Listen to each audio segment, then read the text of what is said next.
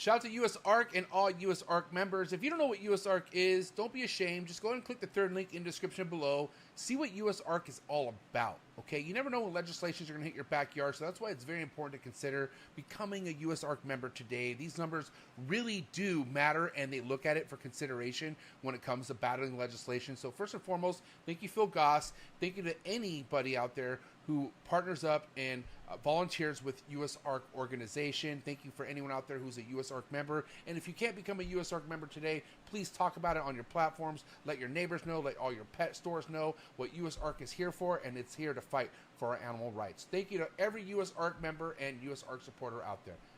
T-minus 30 seconds.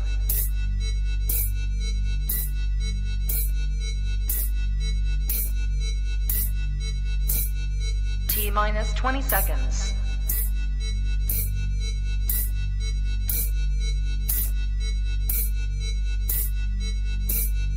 10, 9, 8, 7, 6, 5, 4, 3, 2, 1, 0.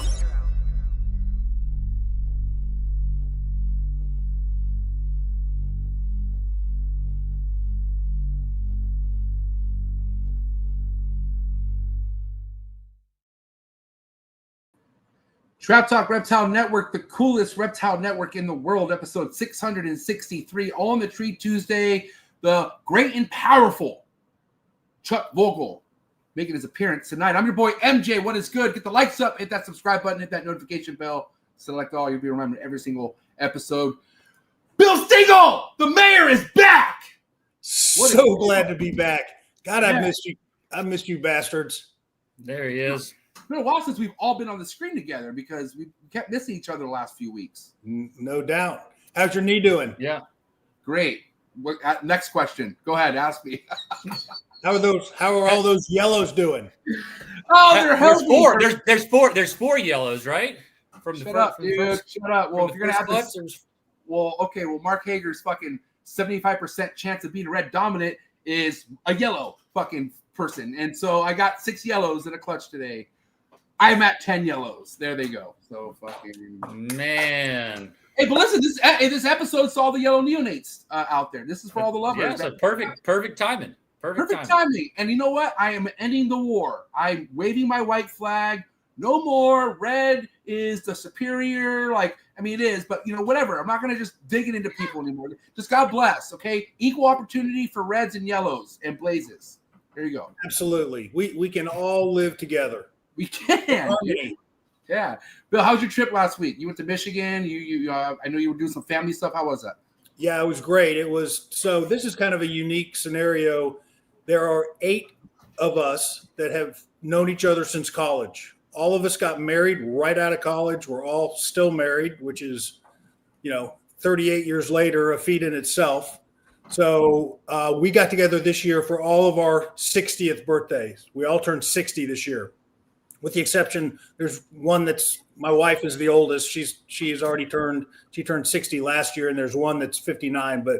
But 6 out of the 8 of us turned 60 this year, and so that's why we got together. And it was a great time. What'd you do? Spent a lot of time on Lake Michigan, on the lake, fishing and whatnot. Yeah, we fished one day. We did a beautiful. Catamaran sailboat trip one day, and then we just walked around this town a lot and just had a great time.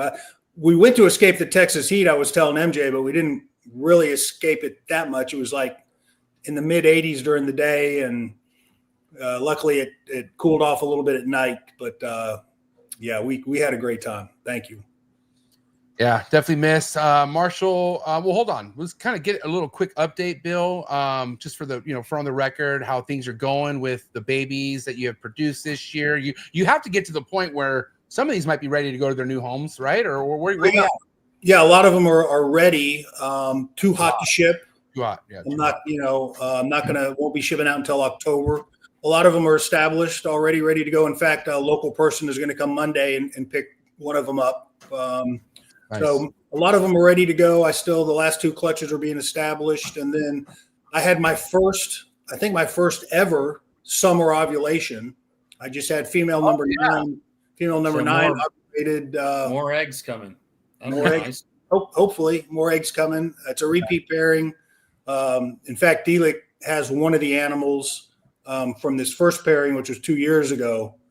So it's a repeat pairing. It'll be a mixed clutch, red and yellow. They turned out really, really nice last year. So I'm excited about it. Soaked her today. She looks really good. So yeah, we'll just see what happens. Team soaking before they lay for sure all day. I'm a big believer in it. She looked a little dehydrated, before we soaked her. And I'm convinced these things, they won't leave that heat even to drink. I mean, I haven't seen one after they've ovulate leave that heat. So I'm a big believer in soaking them, at least 2 or 3 times once they ovulate before they lay. So she got her first soak today. Badass. What are you going to say, Marshall? I don't remember. Way over. I knew it. Yeah. Well, shit, badass. Keep us posted on that, Bill. So she's what? How many days post ovulation?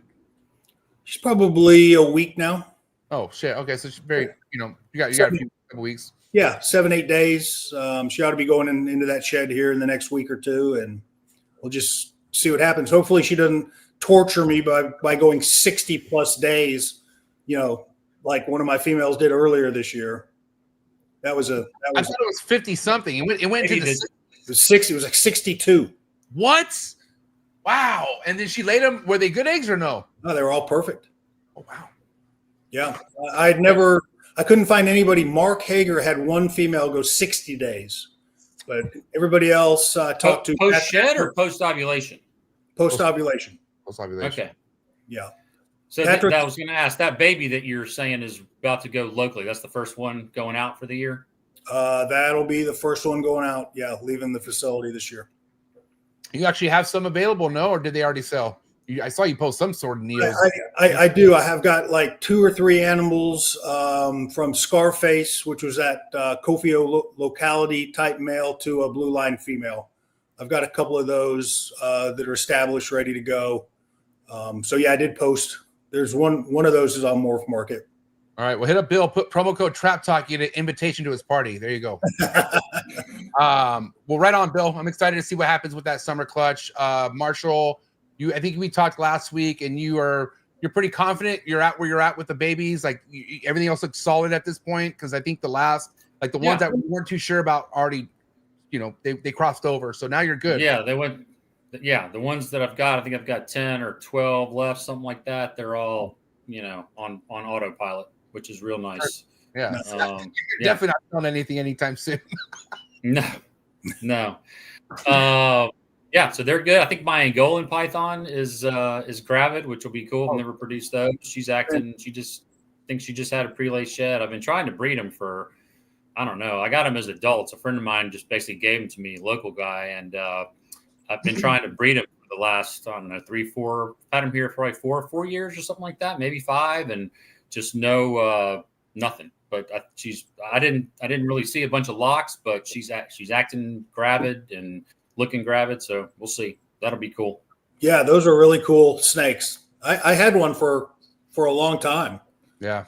Yeah, those are neat snakes. Yeah, they're cool. Mine's big. My female's really big too. Dude, Marshall got some big fucking Angolans, bro. They're big. How many do you have, Marshall? Pair. Just a pair. The pair. Yeah.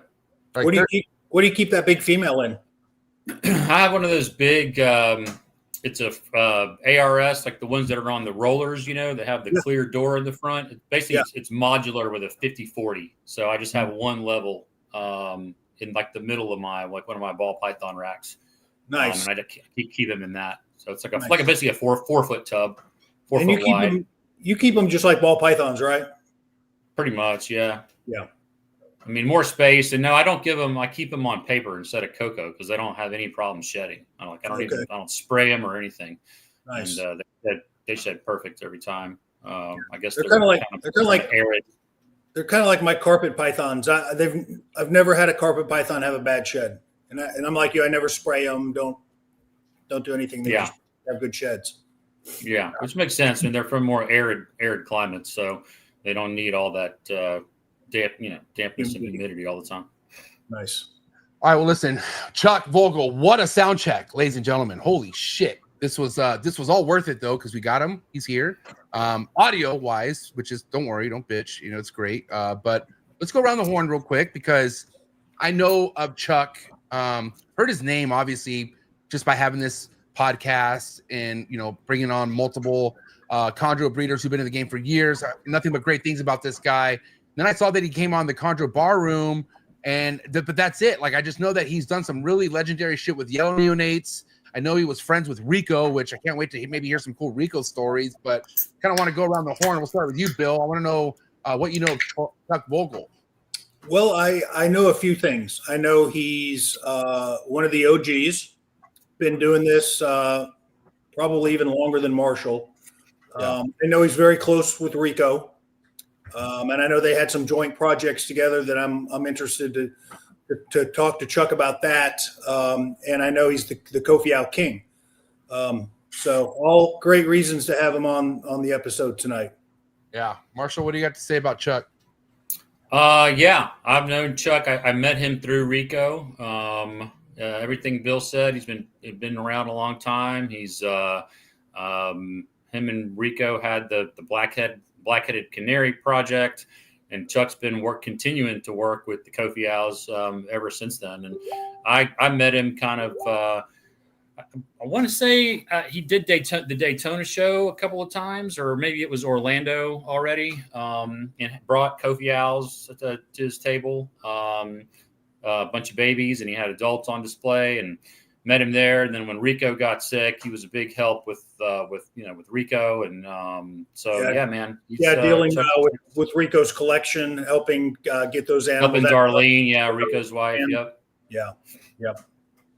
Yeah. Well, I'm looking forward to getting Chuck on.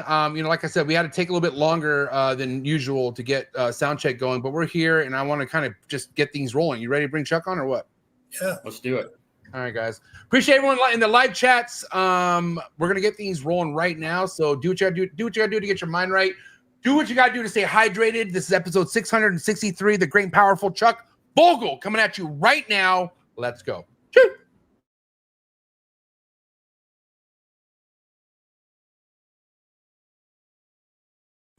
Good. You ready for do more in the future? Trap Talk podcasts? Yes. Man. Only Trap Talk. Exclusive. Yes. Exclusive. Oh. So stop calling us. Rub the spot, get the club to pop. When I come up with the drop, God love it or not. I'm hot from the hop to the rub the spot, get the club to pop. When I come up with the rub the spot, get the club to pop. When I come up with the rub the spot, get the club to pop. When I come up with the rub the spot, get the club to pop. When I come up with everybody, we do it. Everybody, we do it. Do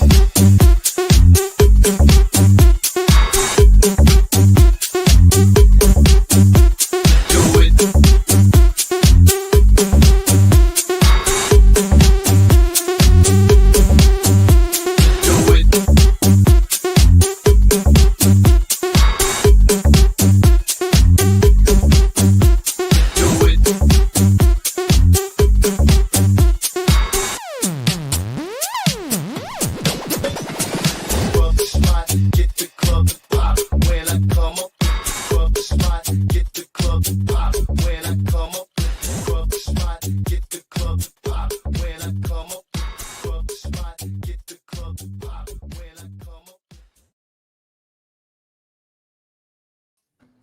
And we're live.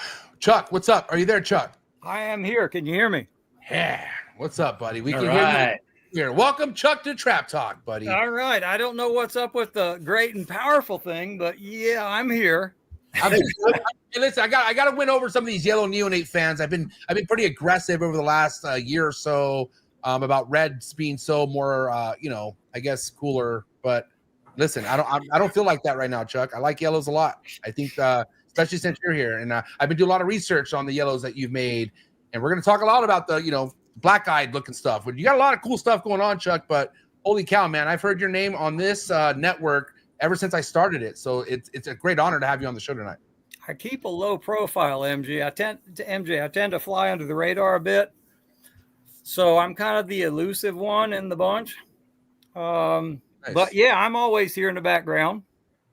Yeah, and the connection with Rico and all that, obviously there's history with, like we were talking about, with what you have going on. I just want to get straight to the point about the connection with you and Rico. Were you guys a group back then? Like, were you guys all friends and coming up together? I want to get to that. When I was involved with the Gainesville Herp Society, and Rico was working at the Lowry Park Zoo in Tampa. Yeah, he drove up. He used to drive up for meetings and the All Florida Herp Conference in the mid '80s, and I don't know when I think we met in about '85 or '86, and we were pretty much fast friends from that point on. Wow. Yeah, Rico's one of the most top shelf individuals I had the pleasure of knowing. I missed the hell out of him. So yeah, everybody does. We've got a lot of people on here, Chuck, and everybody says the same thing about him. Yeah, Marshall, I think the last time I saw you was in Baltimore at the ICAST thing. Damn. Yeah. Yep. Probably. 2016. That was 2013. 2014. Holy shit! So Rico was still alive. Rico died 2013. No, there was two. There was two of them, I think, right? Or was there just one? I thought it was. I only remember the one. And only one, I guess. It was Buddy and Mark Spataro and Barry Manson. And I had just gotten back from Costa Rica and then immediately gone to Baltimore, or vice versa. Hobbled up to Signal Mountain, and Rocky drove the red, whatever the hell we called it, the Red Rider. We had a big time driving from Rico's to Baltimore. Okay, nice. But I saw Rocky not too long ago at the Bob Vu's Southeast Reptiles February. I see his name every so often. I haven't spoken to him in a while. I was at ICAST. I was at ICAST, Chuck. I don't remember if we ever crossed paths. I literally had gotten into chondros that year. Wow. Chondro that year, the year of ICAST. And so I was up there for that event. I don't remember us crossing paths, which doesn't surprise me. I didn't know a lot of people at that point, chondro people for sure. Yeah. But I did know Barry, and I knew Buddy. Buddy and I are really the best of friends. He's a good guy. He's a great guy. And what a great time that was. I know it can never be duplicated, but that ICAST event was, I think probably, at least what I can remember, just the most monumental gathering of people that I think is, at least for me personally, is ever happened. It was one of those once in a lifetime deals where, it was, it was a big emotional event. Yeah. And, Rico was quite sick at that point. He was quite sick at that point. Yes. Yeah. And, I was just glad that we pulled it off.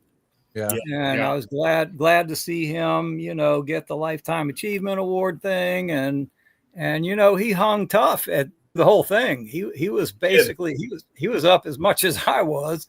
Yeah. I had to go lay down a couple of times, and he was out there, talking with Trooper and everybody out there. Yeah, it's funny you say that, Bill, because you had Rico, Eugene, Trooper. I believe Jim Murphy was the other guy that got the award. Yep. Chuck, Dave D was there. Greg Stevens, Gary was there. Gary was there. Daniel Natouche was there. I think I met Christian Stewart. Yeah. Ed Marino was there. Christian was there. Steve Volk was there, all in the same room. Steve Volk, John Leckie. Yep. Wow. There will never, you're right, Bill. There will never be a time like that ever again. Like that many people in the same fucking location. That's crazy. Yeah, it was really, they pulled that off. It was an unbelievable presentation. People had, said, when are we going to have the next one? And it's like, man, there's no way you could match the first one. It'd be hard to replicate. it would be impossible. Obviously, now that Rico's gone. So I think, I don't want to put words in Buddy's mouth, but, he was asked, let's do the second round. But I just think he felt like it was just so perfect. Yeah. That time that it would never be the same. I think a large part of that is because, we knew Rico wouldn't be there for 2.0. Right. Yeah. So it was, it literally was a life-changing event for me in my pursuit of keeping green tree pythons. Yep. Quite the time. Yeah. It's crazy how quick this time goes by. Obviously I'm nowhere near the amount of experiences you guys have. I'm going on my 8th year, but it doesn't feel like it's been 8 years. It really feels like, just yesterday I was at Bill's house for the first time, like looking at my first designer green tree python and just completely blown away. Like, and even Bill, like the very first party you ever threw, like I don't know, like at that ICAST party, how you weren't that crazy successful at chondros yet, right? Like you were just kind of getting. I had one chondro at the time when I went to ICAST. I went there as a carpet guy because there was a lot of crossover between green trees and carpets. Nick Mutton presented there, so it was a big crossover between carpets and the green tree community. That's how I found my way there. I had become good friends, with Barry Manson. We became good friends quickly, and he convinced me to come up there for that event, and man, best thing I ever did. So Chuck, getting back to the 80s, were you collecting chondros then? Like, was that something you were like very passionate about even from the beginning days? Or no, man, in the early 80s, mid 80s, I was working with eyelash vipers and temple vipers. Became a big challenge like in the mid 80s because nobody was reproducing temple vipers in captivity. I think the Dallas Zoo got a litter from imports or something. I'm not sure that they actually bred them there, but it was just like seemed like an unobtainable thing. And I built an insane giant cage with sprinklers that I could rain on them for days or weeks at a time, and bred them 2 years in a row. And so I was an arboreal pit viper guy with both ROPS and Trimerosaurus. I didn't get into chondros until like the waves of Canary started coming in like in the early 2000s. And I remember going to, I guess it was in Orlando then. You had a table one time, right? Didn't you? Oh, yeah, I had. Well, I think my tables were in Daytona. Yeah, Daytona. John Lingo had tables in Orlando. He was one of the early ones that actually had captive bred little guys for sale there. But in the earlier 2000s, they just appeared, and I don't remember whether it was underground or, some of those importer guys had just tons of them out there. It's like, oh my God, what the hell's that? Like giant yellow eyelash vipers. And I don't know that, I'd always appreciated chondros, going over to Eugene's and watching Van Meerop and Eugene doing all these studies on maternal incubation, and they were doing some pretty cutting edge stuff with chondro reproduction, and I always appreciated them, but I thought, geez, what a pain in the butt. That's a lot of work. Meanwhile, I was getting nice live young out of these arboreal pit vipers, and it seemed a whole lot easier. But when the yellow Kofiau started rolling in, man, I knew I had to do something with those. And I started collecting them and eventually got a group together and bred them a bunch of years in a row. Eventually, when Rico, we were trying to get his collection, his remaining animals out the door to somewhere. He sent all his Kofiau back with me. So I had a boatload of them here. And I had also just gotten some from Gary, who had gotten them from, I believe, TSK. I forget their names. Odette and Dan. Yeah. I don't know how Gary ended up with them, but Bill Brandt caught wind of that and asked me if I wanted to work with them. It's like two beautiful, like 7-year-old virgin glowing yellow females. Wow. And so Bill bought those, and I had those as well here. So I had a pretty massive group of diverse Kofiau. And of course, that was about the time that Nido was like wreaking havoc up and down the East Coast and beyond. Wow. And in, I guess, 2016, I lost all of them. The only thing I did not lose was the ones in the incubator.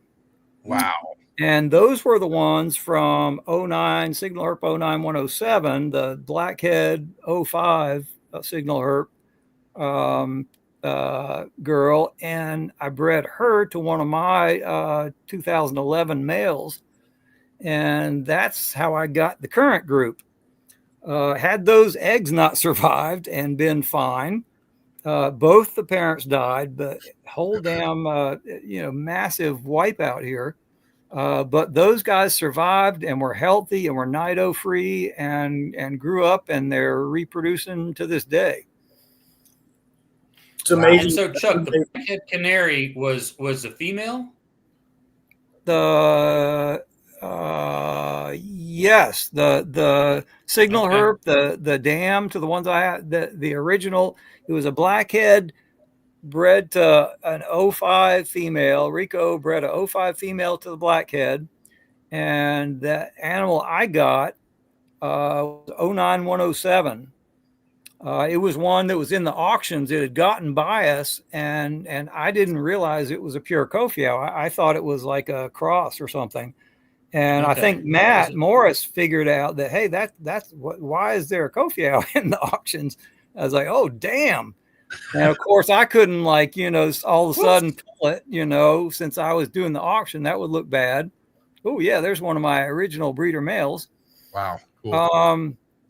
But Matt bought that animal and sent it to me, and I bred it with one of my males from my founder group, and that produced the 2016 clutch, which is the foundation of what I have now and how I got the Blackhead thing into the mix.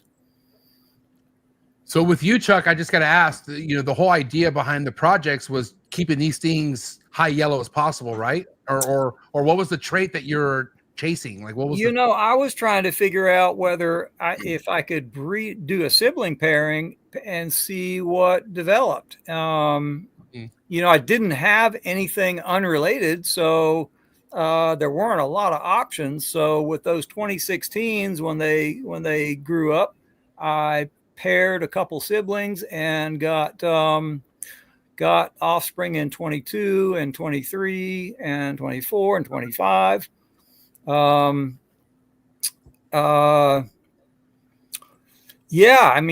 producing them left and right, and they've been atypical Kofiau. The 22s are, at like 11, 12 months, you see like little gray speckles all over them, which is just not heard of with Kofiau. They don't look like that.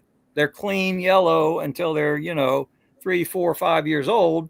Wow. And then, 20% or so are going to stay yellow, 20% or less are going to turn green, and all the majority are going to be like the in between yellow with green wash to some extent. But this speckly thing going on with these guys from these sibling pairings is weird. I mean, it's something I hadn't seen before, and I thought, oh, good, maybe these guys are going to turn into blackheads. And I had kept those the same, number 7 and number 3 together. They seemed to like each other, and number 1 and number 5 together, and did those 22, 23. And 24 was a mistake year. 25 this year, I mixed them up. I threw the number 1 male in with a number 3 female, and I'd never paired them before. It'd always been the same two pairs that I'd kept putting together. And with this mixing them up a bit, out came, 10 eggs. 10 eggs went the distance. 1 was dead in the egg. So 9 hatched. And out of those 9, 2 of them came out with black eyes and bizarre scattershot patterns. And I thought, damn, this is highly unusual. That's what I've been waiting for like 50 years for something weird to come out of the egg. And finally, something weird came out of the eggs. This is what you call taking the long road. Yes, that's the long road for sure, man. I was way overdue, but as soon as I saw these heads poke out with black eyes, I mean, Kofiau just don't have black anything. Well, there's no yellow neonates out there that look like this. This is crazy. No. And you know, when I look at the pictures of the blackhead, I've got, you know, multiple pictures of the various stages of the blackhead canary, and you know, I can look at these little guys. They're super dark tail from, you know, above the vent back. They got a super dark tail. They've got red speckly stuff on the head and the black eyes. And looking at these guys and then looking at the blackhead, I can't imagine what else these would turn into. Yeah. Think about how, like most other neonates, their eyes change color, right? So the blackhead had silver eyes. It had silver eyes, but I could very definitely picture it as a neo with black eyes that eventually lightened and turned silver. And the fact that they don't have the typical dorsal markings. It's like a broken scattershot thing. Which I've never seen before. And when you look at the pictures of the blackhead canary, it's the same way. You don't have the typical dorsal markings, dorsal flowers. You've got like a sort of a broken up pattern sort of thing. Yeah. So MJ, the blackhead picture was on there. A friend of mine in LA entered information about this clutch in Chat GPT, and it came up with some interesting information. That would indicate, you know, based on the percentage that came out with black eyes, you know, 2 out of 10, close to 25%. It seemed to point towards a recessive trait.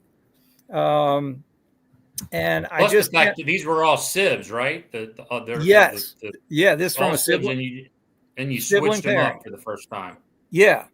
So it was just I mixed up the 2 of the 2016s that had not been paired together up until now. Yeah. So apparently this combination, I guess if that trait had been passed from 09107 and my male, only some of those offspring would have carried that recessive trait. So by, you know, getting the right 2 together, I think I finally hit 2 of the 2016s that carry this trait, and now boom, you know, 25% black-eyed little guys. So I struggled with genetics at UF. That was not my forte. But you know, I can do a Punnett square, and I know the basics, and it just seems highly likely to me that these guys are surely going to turn into something very much resembling the blackhead. If not, I don't know what the hell they're going to turn into. Breed the 2 together. MJ, pull the picture up of the blackhead. Yeah, that one. This is the blackhead. That's the original one. Yeah. Got it. Damn. So I was going to ask you, like, where's the beginning stages of this blackhead story, and this is it right here. There's actually one. This is there it is. That's the original one. It was still in Indonesia. Black tail, lots of black on the head, and the pattern is not normal. It's sort of a scattershot dorsum lateral. The pattern's just all messed up. So that's much like these little guys. That's what you're aiming for, though, huh, Chuck? Like, you're hoping to get something like this. Is what I have always been hoping to reproduce that animal right there. Yeah, that's what I've been after. Yeah, I mean, you know, I was happy to keep breeding Kofiau just in general. I never get tired of them. You never know what they're going to turn into, and I don't think I'll ever get tired of breeding them, but. Having the potential to get this guy, that's the jackpot. That's definitely been a goal. Yeah. You guys remember what is this guy's name? Oh my God, Clyde Claus. You You heard that Yes. name before? Oh yeah. Yeah. He had a snake. Brian was mentioning that he had a snake that I remember seeing that was pretty iconic that had almost similarities to this snake. Do you guys remember what that snake looked like? I can pull it up. Go ahead. It might have been the same snake. I thought Oddjob was much more melanistic. Yeah, here's Oddjob. If I'm not mistaken, he bred one of the blackhead, an offspring from one of the blackhead pairings, because there were about 5 clutches of blackhead to canary, and if I'm not mistaken, he had one of them that he bred to some designer to get that animal. Oh my that's God. badass. Look, the eyes are awesome on that thing. Yeah, I know there was a canary Wow. involved here, and I'm pretty sure that it was a canary that had the blackhead in the pedigree. Holy shit. That's got a canary look to me. It does, yeah. Like, But do you guys know that was a red Neo, right? I don't Don't think know. so. No, No. that was a yellow Neo. Yeah, because of the eyes. So I mean, the silver eyes. I think so. I could be wrong.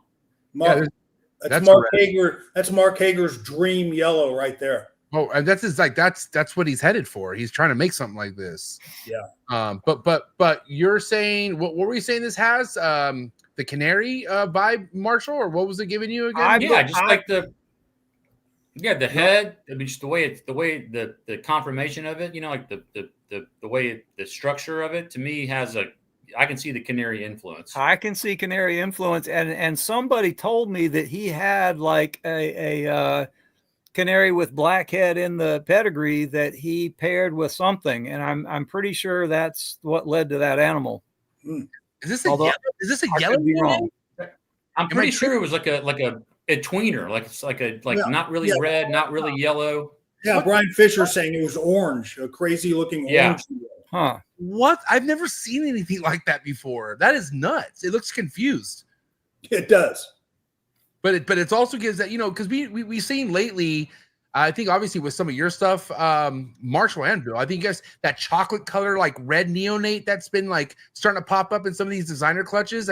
It's giving me like that chocolatey look, but it's mixed with yellow. Like, I mean, if you look at that head, it screams yellow neonate, but then look at the rest of the body. It's very confusing. I think that snake too, since it was a baby, I'm pretty, see if you can find any baby pictures of it. I think it had Another one right here. silver eyes from the beginning. You can see it right there. Do you see the eyes? They look pretty silver. Yeah, but that's an older. That's not like a fresh hatchling pick. There it is. Yeah, right there. Shit. Wow, dude. that's a weird animal. That's weird. That looks like yours without the black eyes, in a sense, kind of, and maybe a little bit. Well, no, look at the tail. That's nuts. That almost has kind of like a glazer look towards the tail. The tails on these two black-eyed ones are bizarre. They're unlike any of their siblings. And interestingly, after these guys hatched, I had them in a communal tub for a couple days before I set them up, and the two black-eyed ones did not congregate with their normal siblings. They hung out either alone or together. The two weird ones hung out together, separated from the normal siblings, which I thought was interesting. Why the hell are they not, just going to all pile up together?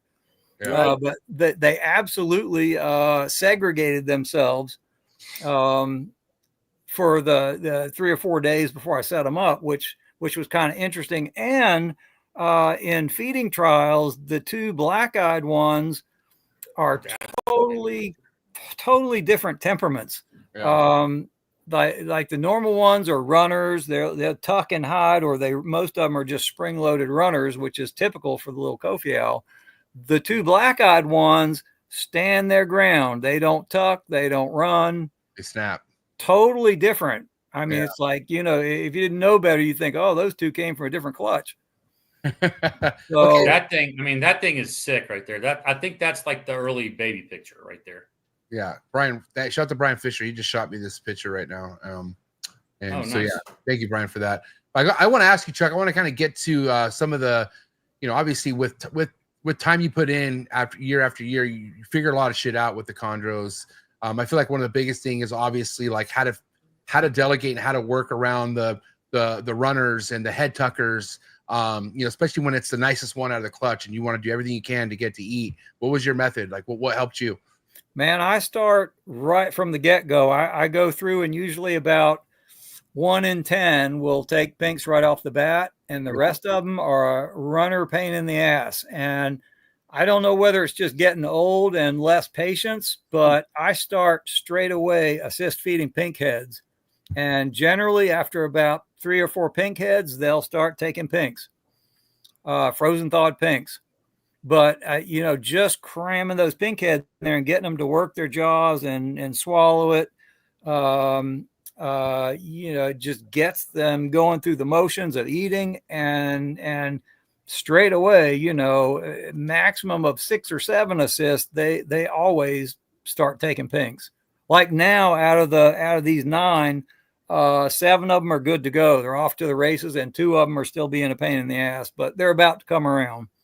I mean, statistically, that's just how it is. I feel like, I know we've talked a lot on this show how we could do better at getting closer to more 100% hatch rates. Like, I feel like one of the things that we're not letting happen anymore are like clutches that only half of them make it. Like, there's people out there like myself and Bill. Sorry, Marshall, you're not including this, but there's people out there who could like get a big clutch and almost get every single egg to hatch with no issue. You know what I mean? But I'm saying when it comes to the feeding side of things, I feel like if you have a whole, because Bill, what did you say? Not only was Bill right about the yellow neonates I was going to hit this year, but you also said, Bill, that I was going to deal with a lot of aggressive, pissed off fucking neos that just wanted everything to do to bite but not grab. And I got to tell you, that wasn't the case until I got to the BX.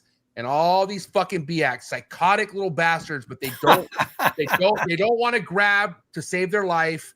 Yeah. And if they do grab, they let go. And if they do hold on, they let go eventually. And it's like, what the fuck, dude? Like, I had one, like, I posted a story and I'm like, oh, finally, it took the gizzard. That thing held on to that for 20 minutes, dude. And then it let go of it. I was like, you're a sick bastard. I couldn't believe it. But would you say that that's just kind of, I guess, expect that, right? Like, if you got a group of neonates, expect some of these to be a fucking pain in the ass, no matter what you do. Well, I think, Chuck, it was right on. And I've learned this, I think, with experience and with a lot of numbers. And assist feed them early. Don't wait on these things. If you got runners or just defensive, pissed off strikers, they'll strike, but you can tell they have no intention of eating. Right. Man, assist feed them early and often. Don't get behind the 8 ball on them. And, more often than not, they'll turn around, just like Chuck described. Yeah, that's my MO. I start straight away, and, I haven't lost one yet. They all come around. That's good. Just have to not get so frustrated with them. You want to slam them against the wall. That's the hard part for sure. Yeah. Yeah. And then also too, like being so, like, I think I mentioned this, but like, if you're a klutz, if you're a clumsy fuck, like and even when you're not trying to be clumsy, something will happen where the neo just jumps off the perch or like just something fucked up. And you're like, what did I do? Like, I don't know what I did wrong, but it tests your patience like no other, man. It really does. But the reward, once it finally takes, and once you see it off to the races, which I feel like once you get that taste of glory, you get it. It's worth it. Just figure out how to get there. That's it. And everything's right in the world. yeah, the world's not too bad after all. Okay, so let's talk about the next thing that I want to know what your experience is. So you get the neonate to eat, all great. 6 meals in, you see a prolapse. Any of that happen with you at all throughout your experience establishing neonates, Chuck? I had one, and it was 2013. Rico and I were wondering what would happen. I had 10030, like 2010 number 30. It was a blue one that I traded Rico some Kofiau, and he traded me a blue designer and a yellow designer. And 1030 was it was like one of his nice blue line animals that turned into a gorgeous animal, nice blue snake that I ended up selling to David Dendiger. But in 2013, I thought, it'd be cool to like breed this to a Kofiau and just see what happens. I was breeding tons and tons of pure Kofiau, but I couldn't help but wonder, what would happen? What would these guys look like? Would they be yellow? Would they be red? What would they develop into? And interestingly, that the blue line male came from a mixed clutch. And of course, Kofiau are always 100% yellow no matter what. And breeding that blue, Rico's blue boy to one of my Kofiau, everyone was a red Neo 100% of the time. Did it 2 years in a row, 2013 and 2014. I called them the aliens because they were my first red Neos. And when they came out of the egg, I was like, what the hell are these things? These are bizarre looking. But I had one prolapse ever. That was my one prolapse ever on the nicest snake, super dark little Neo that ended up going to Barry Manson, sent it to him on loan. And that was about the time that Nido wiped out, everything up there. That snake ended up, actually it came back to Florida with, what's his name? His wife's a vet. He's in Melrose, Florida. He has a massive collection of venomous animals. I can't. Bartolini, Cody Bartolini. Yes, Cody. So that animal came back. It died, which is really unfortunate because it was bluer than hell with black pepper. It was a gorgeous blue animal. Mm-hmm. And the bottom line was the blue line genetics completely dominated the Kofiau. As far as the Neo color. And I mean, they had that nice, easygoing temperament. They had the good qualities of Kofiau, but phenotypically they were absolutely 100% the blue sire.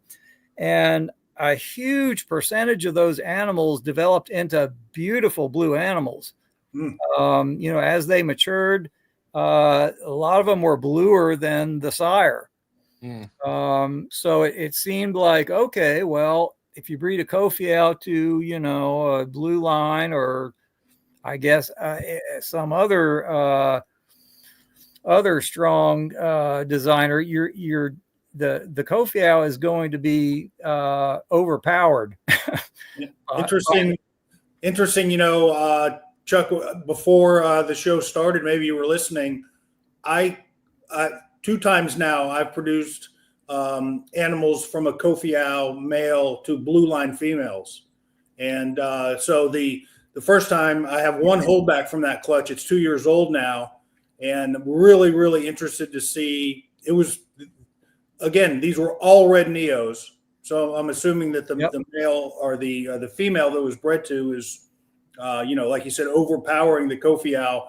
But really super interested to see how the ones from 2 years ago turn out. And then, I've got this clutch that just got established this year. Really interesting project. And I did that. I was talking to Patrick about it because I knew that you had done that with Rico and you called them the aliens. And I wanted to see if I could, potentially maybe, reproduce that. So we'll see. Yeah, I'd be curious to see their progress because I so many of those animals turned out just really nicer than their sire, or every bit as nice.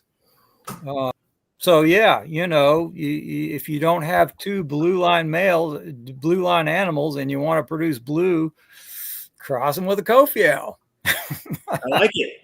Yeah. Now let me ask you this though: like, are there only a few sources where you could really get true Kofiau stuff? Because I know there was a point in time where a lot of people were just either getting stuff labeled Kofiau and it really wasn't. And I don't know how much of that's accurate now, but I'm curious, like, where can people, obviously with you, Chuck, but like where can people really go get real pure Kofiau stuff? Boy, that's the $64,000 question right there. Daniel Boswell in Australia's got them. That's Dan, yeah. Seems like there's maybe one other person in the States I've seen that had a clutch recently. Matt Morris doesn't have. I thought Matt Morris had some of the Kofiau stuff. Well, I sent Matt a whole bunch of I sent him a whole bunch of from here because, if it wasn't for him, I wouldn't have this group. He bought the 109107 female from the auction. Without him doing that, there would be no group here. So I've been sending him animals, or sending him a big box last summer. The problem is we need new genetics. And Marshall, I saw somebody made a comment last time I posted some pictures on Facebook about they thought somebody had produced a clutch of Kofiau. Yeah. I didn't recognize the name, and I hadn't heard anything about anybody producing any. I'm not aware of anybody in the States that's producing them. And Lord knows what could have happened to all of them. I mean, Rico sold tons of them, and I sold tons of them, like from 2009 to 2014, 13. I don't know. I think we probably know what happened to them. Well, yeah, I mean, most of them, I know what happened to them, but there's got to be some that, made it through unscathed and have to be out there somewhere. But I don't know where I saw that. I don't know if it was a Facebook group, like the MBF group, or if it was, but it seemed like a one-off clutch, and I didn't recognize the name either. Well, there were two farmed Kofiau that came in South Florida. I can't remember the name of the Muna is the name of the guy. I knew him from Aquatropics here in Gainesville, and now he's in South Florida importing reptiles. But he had a couple farmed from Indonesia that Damon Watkins bought one and Jorge Dominguez bought one. So there's two unrelated males that are out there, and both of those guys I provided with females. So, and they should be about ready to breed this coming season. There'll be 4. So, I mean, I generally wait till 5, but they're good sized animals and could potentially do something next year. But that's the closest thing to an infusion of new genetics that I know of. We really desperately need some unrelated animals, because I got nowhere to go except to keep doing what I'm doing. And eventually, my breeders are going to age out. I've just got to get some new ones in here. And there seem to be no more farmed animals that I've seen coming in. And I thought surely some will just turn up that people have stashed away, but I've yet to hear of them. I'm just not aware of them. Long since dead. What subspecies are these? Are they Uterensis, or anybody know? I have no idea. I think they're Viridis, aren't they? Morelia Viridis. No, I don't think they're Viridis. No. Hey Chuck, how much do these look like Kofiau to you? This is my buddy Chris, who he works at a farm in Indonesia, keeps everything outside, pretty cool. But I guess he has a group of Kofiau. I mean, you tell me what these look like to you. It should be coming up here soon. You should be able to see it. Give it a minute. Yeah, that looks like it to me. Yeah, be good to zoom in on his head. Hold on, it's coming up. He's gonna get a better shot. God damn it, Chris, get closer shot than this. This is ridiculous. But yeah, there's that one doesn't really look. I was gonna say that looks Kofiau. That it does to you on the greener side, but yeah. I've never seen him with a bunch of white like that. Yeah, well, I've got some with big patches of white. You do? Okay. Yeah, and I've had from my old group, I had Snowflake, had big old patches of white. Not unusual at all. So, and I got to ask you, when you have two snakes that look like this, there are a chance if these are real Kofiau, if you breed them together, some of them will stay yellow. Like it's a ratio thing, like you're saying. So Rico and I both agreed on this, that it doesn't matter. The phenotype of the pair does not matter. You can breed two green ones together and you're still going to get the same proportion of ones that turn green or stay yellow, or the majority are somewhere in between. It doesn't seem to matter whether you yellow to yellow.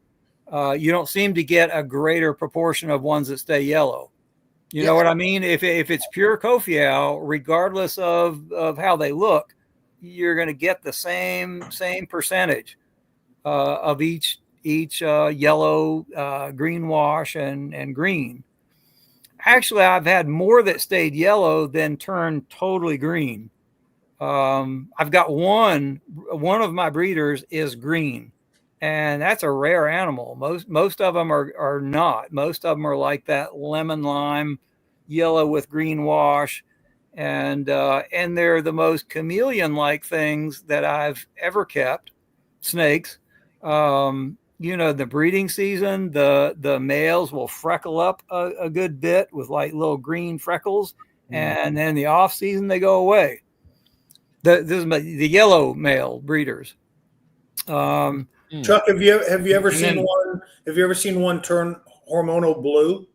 Oh yeah. I had my yellow rose, one of my original, my go-to best. She produced like seven or eight clutches in a row.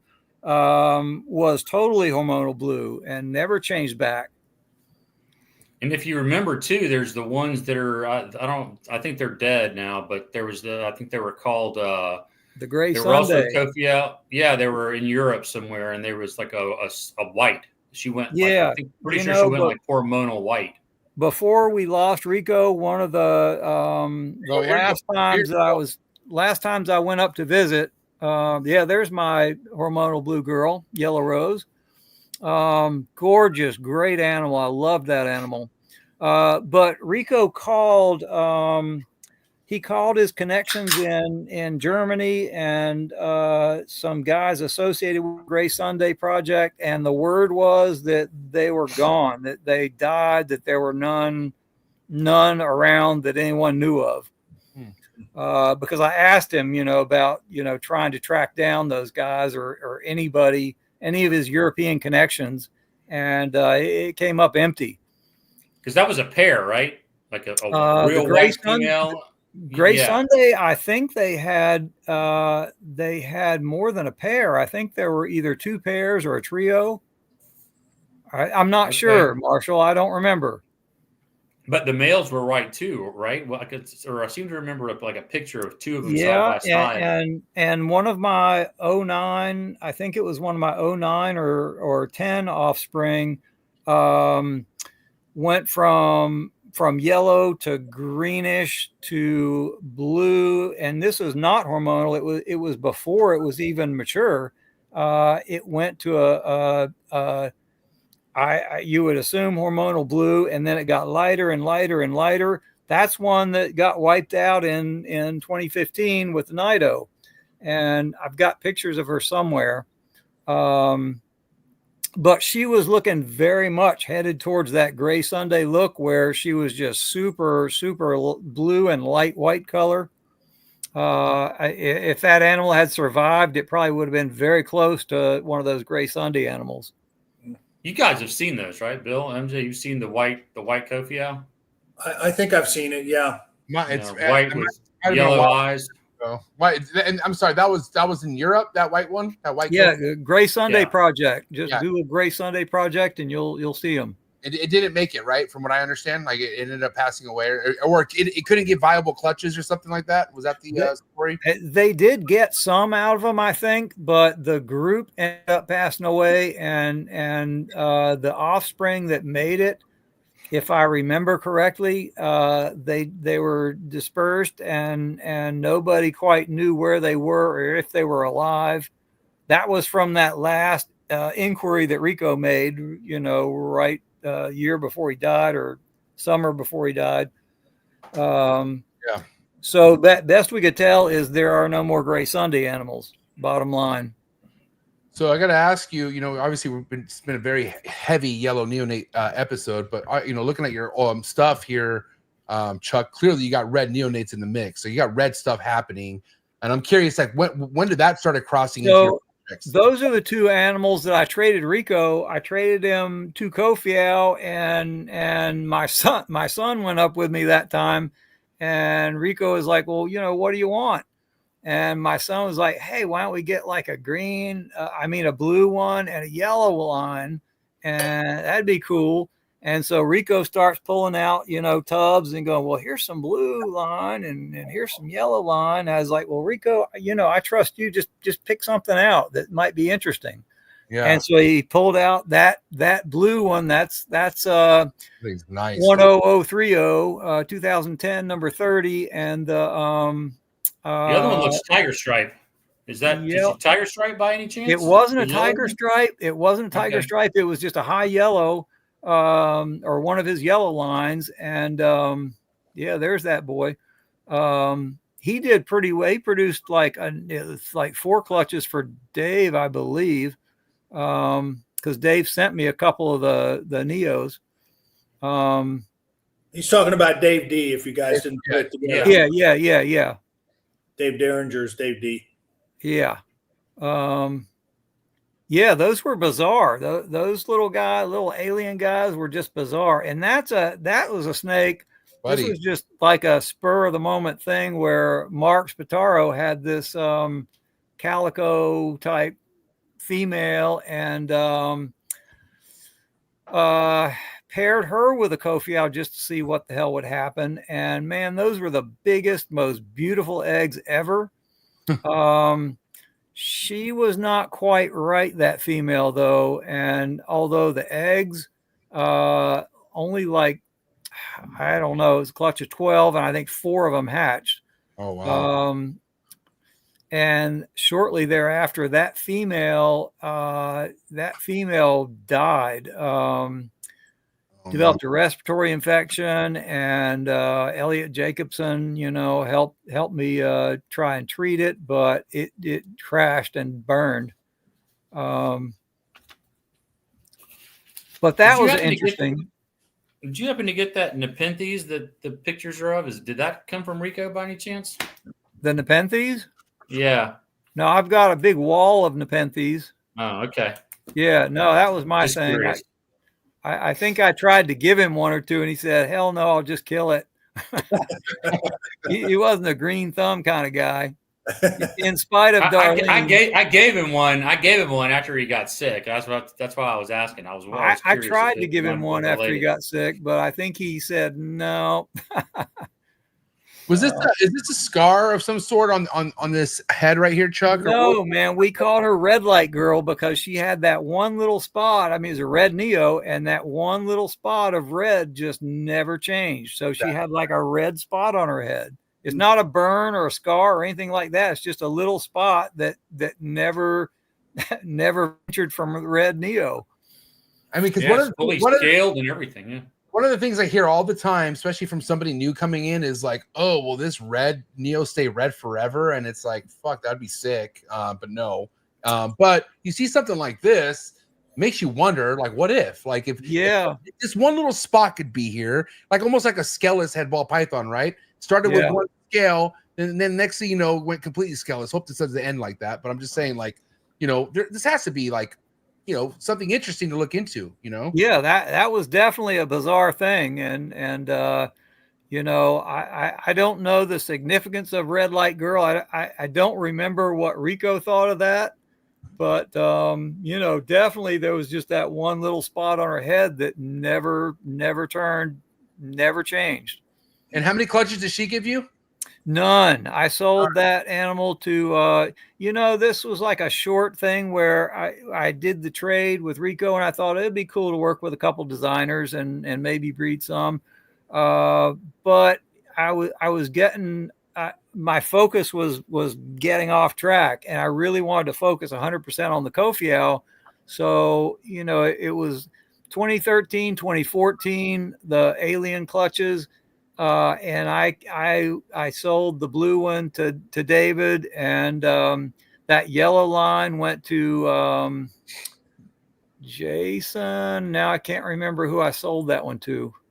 That was an amazing little snake right there. That was one that turned super blue.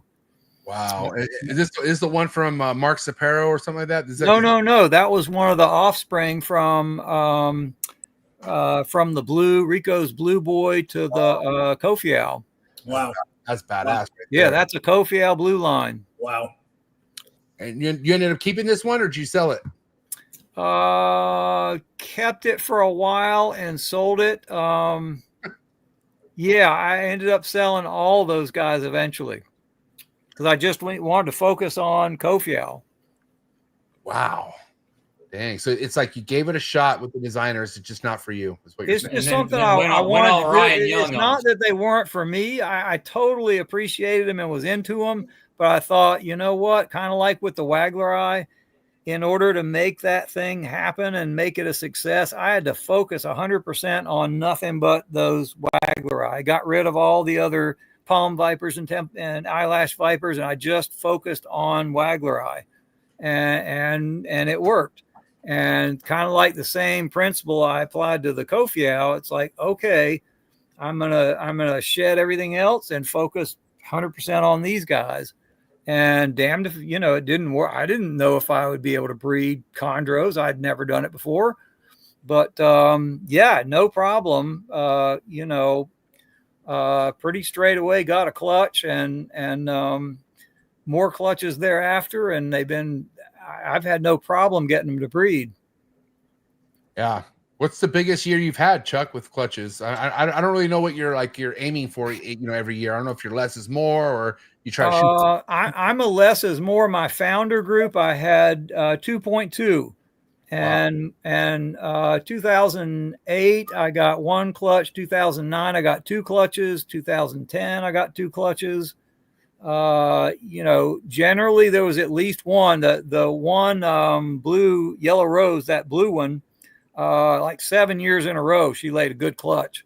Damn. Wow. That's crazy. Yeah, Damn, that is yeah. crazy. And she would eat like, 10 days before she laid, and then she'd lay, and then she'd eat like, a week after she laid. She always put weight right back on, never seemed stressed or struggling. She was just a healthy killer snake that was just the ideal snake. 7 clutches from one female. That's got to be pushing some kind of record. Consecutive, that's year a after lot. year. Yeah, and she would have kept going. Had nidovirus not come to town, she would have kept right on going. Damn. And the only girl I know that's gone that far was Biscuit, I think, right? Bill or yeah, but the best Biscuit ever did was 3 out of 4 years. Okay, that's right. Yeah, you tried. We estimated based on, those guys' original group was imports, and we had to sort of estimate their age. But at 2015, I think she was like 13. We calculated that she's got to be around 13 years old. And man, she was as healthy as she's ever been at 13. That snake was showing no signs of slowing down. Wow, that's impressive. 13. Yeah, we talk about it all the time. Like, when do you decide to rest a female? Is it safe to breed them back-to-back years? And then, you got a snake like that went 7 years in a row. That's just obviously outside the normal, outside the odds. But it does go to show you that if these things, recover well, that it's okay to breed them back-to-back years or back-to-back years. Yeah, Bill, if she had ever shown signs of needing a rest, I would have absolutely skipped a year. But every time season came back around, she had put all her weight back on and was just ready to go, looking plump and fine. So yeah, and I don't ever do maternal incubation. I always pulled the eggs. Same. What size clutches was she giving you? Generally like 12 to 15, not real huge clutches. The average clutch is like 12 eggs. I'll take that. I got 15 out of one of my girls last year or this year and last year. Put them in Rico's Habitat Systems incubator, which keeps spot on temperature. Seems like it's like absolutely the best incubator you could have. And man, 2 clutches crashed in that incubator. I started losing eggs like from first week, second week, third week, fourth week. They would just one by one start to crash. And they were good, healthy eggs. There's nothing wrong with the eggs. Yeah. And I have no idea what's going on with that incubator, but I'm not going to use it again. This clutch with the black-eyed guys, I put in the old AV incubator, and they did just fine. Yeah. And Darlene had talked about raising mushrooms in those incubators. And I don't know whether there could be some fungal spores hidden in there. I have no idea. All I know is that the 2 clutches I've put in that incubator last year and again this year crashed and burned like, all the way throughout. By the end, there were none left. Wow. So I don't know what to do with that beautiful damn Habitat Systems incubator, but I'm not going to use it anymore. Grow some mushrooms. Yeah, grow some mushrooms, I guess. Yeah. That's what I still use. I have one of those, and I've had it for, I don't know, I think I bought it in 03 or 04 or something like that. For mushrooms or just for no, the Habitat System? Yeah, I remember you saying. I wasn't sure if people were buying that to grow mushrooms. I didn't know. Fuck. And that's the most accurate, stable as far as temperature goes. It's just an ideal incubator. But for whatever reason, I'm using the same egg box, doing the same thing, and those eggs just crashed, and I can't watch them. You have the big ones that Rico had, the double door one. Yeah, double door, solid, no glass. Yep. Chuck, what describe your incubating boxes for us? Yeah. They are they have the little round rotating vents on top. Some of them came from Rico. Some of them came from Eugene, maybe. Some of them came with the old big white AV Chondro cooler incubators. I would show them to you, except I seem to not have camera here. That's why you got to describe them. So well, it's a tub with the plexiglass lid, and it has the round adjustable vents in them. I'm sure that they're pretty common out there. What about your media? Are you using straight water, or what's your media?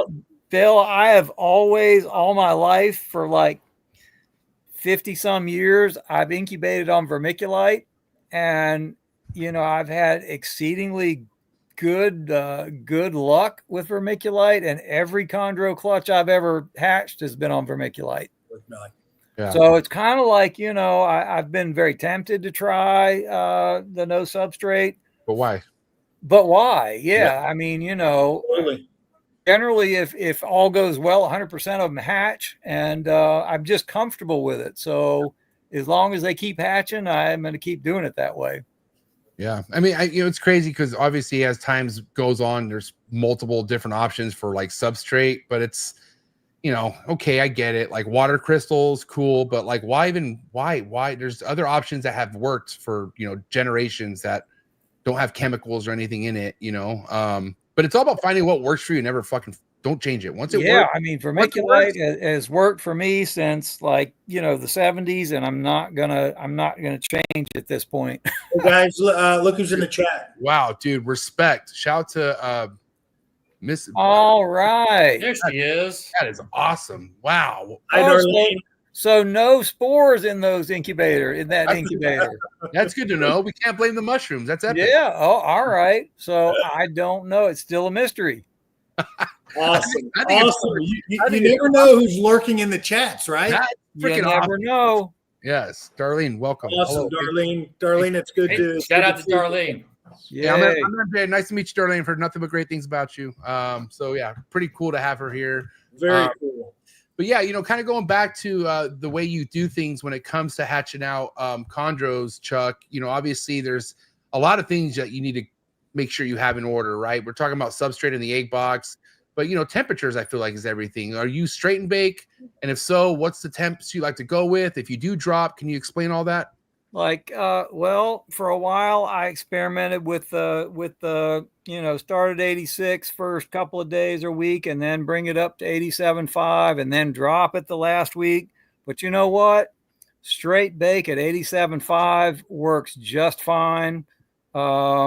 So I don't bother with I don't mess with it. I do 87.5 start to finish, and it varies. I mean, it'll jump up to 88. Go down to 86, as long as it stays within a reasonable range there, man, they had by day 49, 50, they start to pip.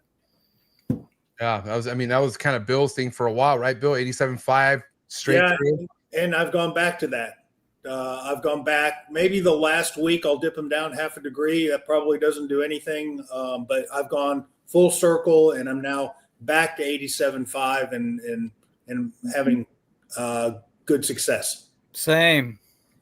Yeah. See, but even that, even though you have a system or a way of doing things, curveballs are thrown at you, right, Bill? Like even earlier this year, you had that one clutch where kind of threw you out. Where like, what the fuck else is going to happen with the other clutches, right? Like you had to adjust. Yeah, had to adjust. Changed my egg boxes because my old ones were getting old, and I decided, to go with some new ones that I thought were going to be fine, and they weren't. So, yeah, I mean, absolutely.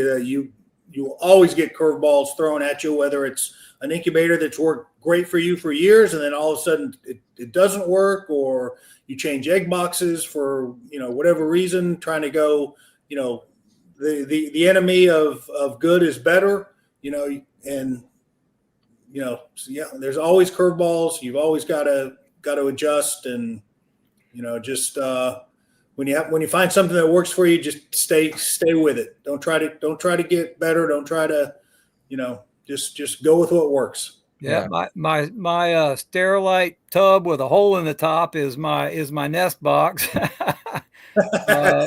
My $5 nest boxes work just fine every time. Yeah, and they go into those egg boxes, and man, they're the same ones I've had forever. They look kind of like a Neodesha tub with the plexiglass lid with the little adjustable round vents. I don't know who made them. I don't know where they came from, but I've had them forever, and they work great, and I'll use them forever. You guys are gonna laugh right now. So shout out to Brian Seuss on SUNDOWN Reptiles, a good friend of mine, Chuck, who's in the tree monitors. Like he just has the tree monitor stuff down. Like has a whole facility dedicated to him. And when I went to go visit him, he was showing me like how he does stuff. And he's like, MJ, check out this nest box I'm designing with animal plastic. And he pulled out this nest box that was all PVC'd, had all these different slots. And I'm like, dude, I need that. That's gonna give me success with chondros. And so he's like, all right, I'll plug you with my animal plastic guy. And I was like thinking, how many would I need? About like 3 or 4. And of course, this damn box is like $300 something. And I'm just I'm like, holy shit, maybe I don't need it. And so I was like, well, I'm just gonna try it again with the freaking Target plastic tubs. Just put a hole in the top. And sure enough, I got five clutches this year, all laid in a Target plastic tub. Yeah, man, a $5 Sterilite tub with a hole in the top, and vermiculite and sphagnum. Put vermiculite and sphagnum moss in there, and they'll lay in it every time.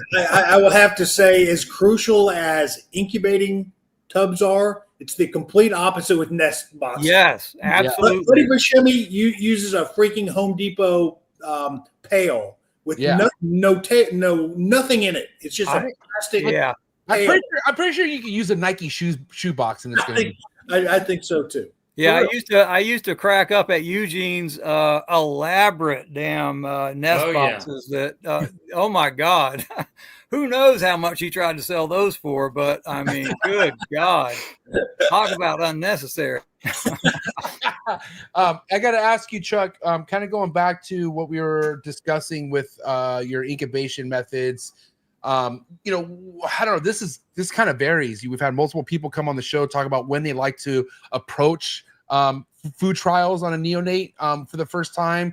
I mean, we got people who love to attempt pre-shed meals, like before they even shed. Some people like to do it right when they shed. Some people like to wait like 2 weeks. What would you do? Like, what's your approach when it comes to offering meals? Soon as the postnatal sheds come off, within a day or two, I start that first round. And if they don't take them, then they start getting pink heads crammed in their mouth. That day, or do you wait? Or I wait a couple days. I mean, they don't all shed at the same time. I generally will give it a few days until they've all gotten that postnatal shed off, or the majority of them. Every now and then I'll get one that just does not have a postnatal shed. It just doesn't seem to come off. Yeah. Not because it's stuck on there, but they just don't seem to trigger the postnatal shed response. I don't know. But as soon as I get those sheds, I go ahead and start with them. Awesome. Darlene, she has a question in the chats. Definitely want to get to this question. And I think she's retaining to the ultrasounding methods. She said, I don't know if people, she said, whatever happened to studying, I think, gravid females with ultrasounds. I think Greg Stevens got Rico's ultrasound. Were you ever into ultrasounding at all, Chuck? Was that something that helped you at all? Or did you even look into ultrasounding when it comes to breeding chondros? Bill Brandt, had a nice ultrasound, and I went over to his facility and watched him demonstrate with ball pythons. And we talked about it. We were gonna do those female from Gary /TSK. There were plans to start ultrasounding some of the chondros, but then of course Nido hit, animals died, and it just never happened. But I feel like I have a pretty good feel for, when I see them lock and I watch them, I just have a pretty good feel for who's ovulating and who's gravid. Yeah. I can generally tell whether we're going to get eggs or not. Well, Yeah. to answer probably be Darlene's nice. question, Bill, you've been ultrasounding stuff this year. Yeah, big time. Yeah, I've been ultrasounding for several years, but it's different than like the ball python guys use ultrasound to track follicles, and they'll Spread males out. What's that? They do. They mainly ultrasound to spread the male out as much as they can. Absolutely, they literally want to get one male with 10 females. Yeah. So they're looking for that magic follicle size. Chondros, it's different because we're not trying to spread out a male to 10 different females. Best case scenario, maybe 2 females or 3. So I do use ultrasound, but to me, it's more of a confirmation tool. Like I'm like Chuck, like you pretty much know, okay, they've been pairing up. Well, now the females, she's looking a little swollen. Well, she refused a meal. Let's ultrasound her and see what's going on. Yeah. Yeah. So that's how I use ultrasound. It's much different than how the ball python guys use it. Yeah. If I had one, I would probably play with it, but I don't think I'm going to go buy one because, what's going to happen. Ultimately has not changed my outcome. I was going to say what's going to happen is going to happen. Yeah, exactly. I mean, it's kind of like you get a cheat code of like what to expect, but it's not going to change anything. Like ultrasounding, in a sense, isn't going to get the girl to fucking cycle or anything. It just kind of gives you an insight. But I will say, for somebody who has no idea what to look for, I mean, it could help. But also, like, it's the whole point. Like the more you put in, the more you get to know what to look for and what to see. Like, I'll tell you one thing. It's a lot more challenging to ultrasound a chondro than a ball python. Oh, I bet it is. I've ultrasounded a lot of both. And it's just more challenging to ultrasound a chondro because their follicles are smaller. They will not lay out in a line for you, right. Like a big fat ball python female. So it's technically more difficult to ultrasound them. But this last clutch of mine is a classic example of the Maniquori that ovulated. She went off feed. The day after she went off feed, Alex and I ultrasounded her, massive follicles.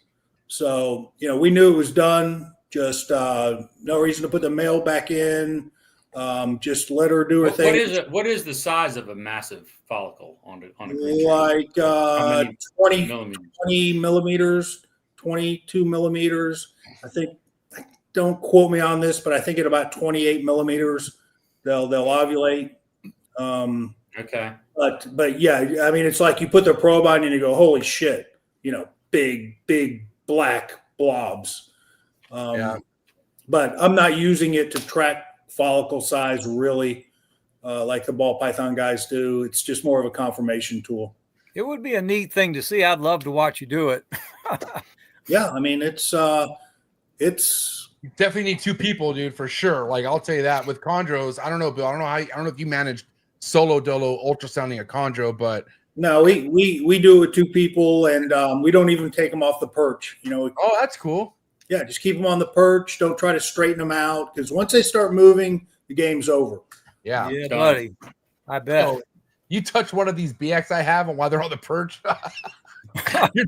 Well, it's going to be a bloody massacre for sure. That may be the other thing. You know, all of my females here are super docile, even when they're, you know. You got no Pure County stuff. You got all fucking crazy shit. Yeah.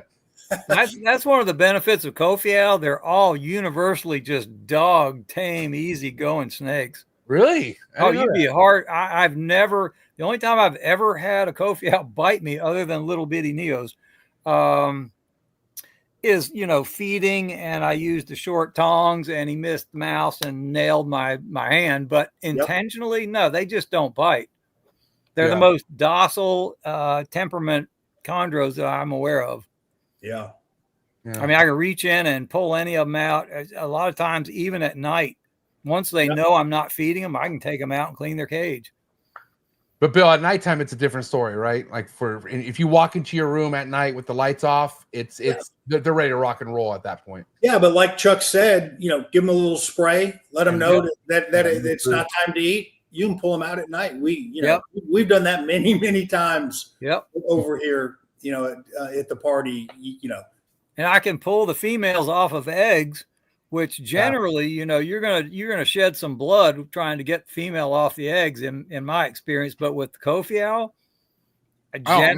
generally they will let you just lift them gently right off those eggs. So one of the things that I thought I was doing to like destroy my first clutches I was getting with chondros is like, I thought, because I tried everything in my power to get that female off the clutch without rolling any eggs. And I thought if one egg rolled, it's fucked. You know, I thought like, oh my God, this is why they're dying. And that definitely wasn't the case. But I saw a Rico video once where he pulled the clutch, a big fucking female, and he pulls the female up, and the female takes the whole clutch with her, and the eggs just go whoosh. And he's like, oh, these will be fine. And he started picking them up, and I'm like, dude, like, I'm tripping. Like, it's not that big of a fucking deal. I'm still careful, but you know, and I did have some females that wanted to hold on to these eggs, and they ended up rolling. But I candled them. I found the embryo, and they all hatched. They're no big deal. So yeah, I always cringe when they start plopping and rolling everywhere, which inevitably they're going to do. But you know, it seems to have no detrimental effect at all. Yeah. It's just however I put them in the incubator, like if you get to them within the first 10 or 12 hours, just put a dot, whichever side's up. And then as long as they stay that way, I've never like candled them to see where the embryo is or anything like that. I don't either. I will usually do that. I was going to ask Chuck, have you ever had a female drop eggs off the perch? Yes, I have. And how did those eggs do? Well, actually, that was the very first clutch I got in 2007, maybe, and I had no idea that the female was gravid. And this was like she dropped those things like it's like the first week or something in January. It was a very unexpected, weird event, and couple of them landed in a water bowl. A couple of them were scattered around the bottom of the cage. And I called Rico immediately and said, oh, shit. I said, I got a problem here. And he said, just gather them up, set them up, and see what happens. He said, some of them will probably be fine. You know, you might lose some of them. And he was right. You know, I think there were about, I don't know, 10, 11, possibly 12 eggs, and 7 of them hatched, I think. Nice. Which, you know, I was thrilled. I figured they were all dead from being dropped from the perch and landing in the water bowl. Fortunately, I noticed them pretty straight away the morning after they were laid. So, you know, they didn't just sit out there for very long.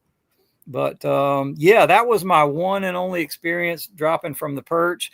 And now, actually, from that point forward, when it's getting close, when I see her going spending time after that pre-lay shed, and she's in the nest box, I always put a second little sterilite box in there, so that there's like 2 nest boxes. There's an option, and almost every time they'll leave the one that they've been spending time in and go into the new one to lay. Interesting. Which I don't know, you know, if that's a thing or not, but in my experience, inevitably they'll leave the one they've been hanging out in the most and go into the one I put in fresh, and that's what they'll lay in. Do you pull the perches, Chuck? Nope. No. Nope. And my cages are like vermiculite incubation. I'm probably the only person in the world that's doing it these days. I probably am also the only person in the world that's I've got Eugene's Neodesha cubes with the screen on top for the dome light.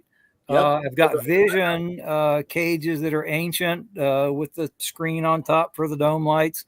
And so I have no heat panels. I use the dome light. And breeding season, I've got a heat lamp up there.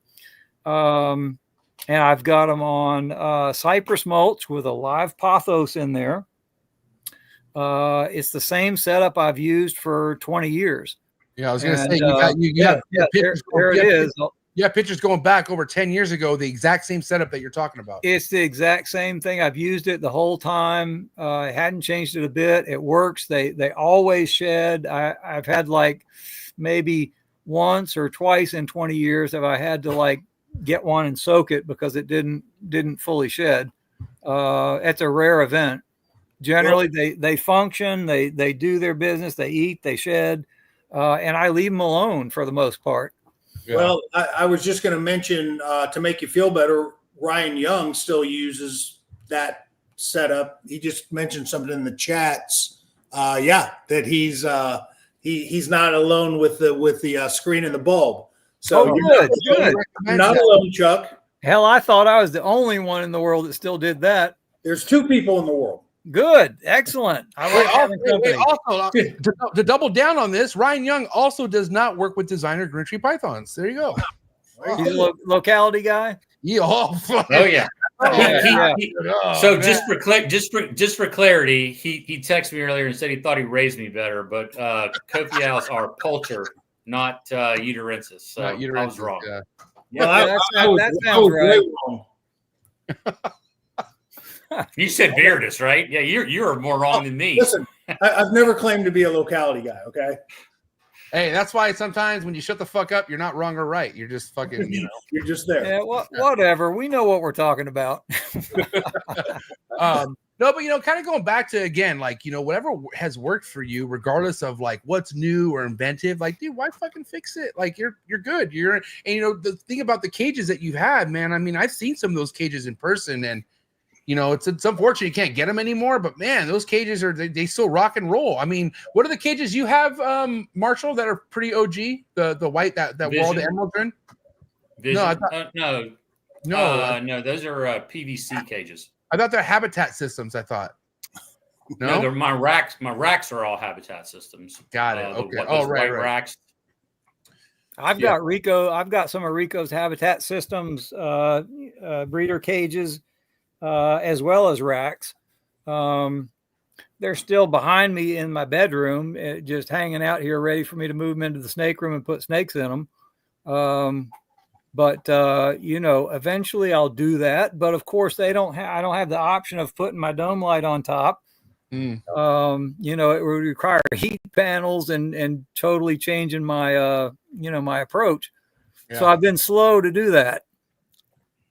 Question. Hey, I just tried to tell in the chat Ryan Young to fuck off, but it wouldn't go through. I guess you've got some kind of profanity screener in the chat. Profanity is only allowed on the show, not in the chat. I got an idea. Let me pull up one of Bill's snakes. He'll go away. Hold on 1 second. Let me just. Yeah, you make it.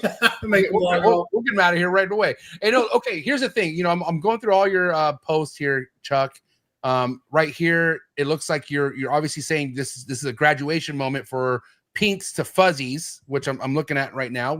When do you feel like that bump is a necessary time to bump up a meal for a neonate, like especially pink to fuzzy? Well, that's a hard question. It's a judgment call when the pinks don't make much of a lump anymore, bump them up to the next level. I do a pretty gradual increase increase with, Rodent Pro has so many damn varieties of, and I feed all mice. I've always fed exclusively mice because I hate rats. Wow. Okay. Not crazy about mice either, but I hate rats. Yeah. But yeah, I mean, they've got from, the reds to the small pinks, the medium pink, large pink, fuzzy, hopper, small, there's such an incremental change there that I buy a variety of sizes and just increase as I see fit, as soon as they're ready. Chuck, have you ever experimented or thought about feeding chondros ASFs? ASFs. Yeah. Yeah. African soft furs. Yeah, soft furs. Back when Rico was breeding them, I thought about it because I could go there and get some from him. But it's kind of like what we've been talking about. The adults I feed jumbo retired breeder mice that are the size of small rats. Most of them are like old gravid females with a bunch of pinks in them. They pack a punch. And I've never had any issues with prolapse. I've just never had a problem feeding good quality mice. So while they were there, I mean, I thought they looked really cool looking at them there in Rico's rodent barn. But no, I just haven't felt the need to spend more money for those when the good quality mice are working fine. So I fed that as a first meal recently to a couple clutches of mine. That's a day old ASF pinky right there. Wow. Yeah. Damn. Yeah. Look at the structure on that, Chuck. I mean, look at the fur and the structure. Yeah. That's bizarre looking. And what's crazy, it didn't put that big of a lump in it either. Like I'm like looking at it, I'm like, holy shit! Like I couldn't believe that this was not something that gave much of a lump into the neonate. Huh? Yeah. And that's a week old. That's a day old. That's a day old. Yeah, that's like it's like maybe alive for a day, and the hair. Like these are born with hair. Like they already have hair on them when they're born. They look like little wolves, just like this. How bizarre. Yeah. Huh. Yeah. I don't know, but when I do make the transition from pinks to fuzzies, and especially fuzzies to little hoppers, man, the growth kicks in like hitting third gear. Yep. It's like off to the races big time. Yeah. Do you like to feed once a week, or do you feed after they a bowel movement? Like how often are you feeding? So generally, I wait for a bowel movement, but with little bitty guys, it varies from 4 days to 7 days, 8 days. I have a pretty erratic feeding schedule for little guys and for adults. Yeah, that's a good point, because I'm noticing that there's a couple like, holy shit, you're tiny, and like, you're not gonna be able to take a day old ASF. You're gonna need like a smaller pinky, because I'm noticed some of these neonates are a lot bigger than a couple others. Like they're, some of them either absorb the yolk more, but I don't know what it is, runts, but definitely different sizes in these neonates for sure. Well, with the little guys, I definitely wait for a bowel movement generally to feed the next meal, and as a rule, and like 4 days after you feed, there's going to be a bowel movement in there, especially with some misting the night before. It'll prompt some activity, and they'll need to be cage clean in the morning. Dude, Bill, for reals, you want to know so far like the hard moment with my whole new career with breeding this many chondros? This is the fucking the paper and water changes, dude. Took me 2 hours to do 36 chondros. 2 hours, dude. 2 hours. I'm telling you, Alex was just saying the same thing. He was over here on Monday, and he said, "Dude, it took me 2 hours to go through all these neos and give them fresh water and fresh paper towels. 2 hours." Yeah, so shout out to Brian Fisher. He was here at Trap Fest, a party I throw every year, Chuck. Same thing that kind of like what Bill does. And Brian's like, everyone's talking about like, oh, the feeding this, feeding that, and Brian's like, dude, I'm not even concerned about your feeding. It's the amount of water and paper changes you're about to do like almost every day, because that's what they do. They shit all the time.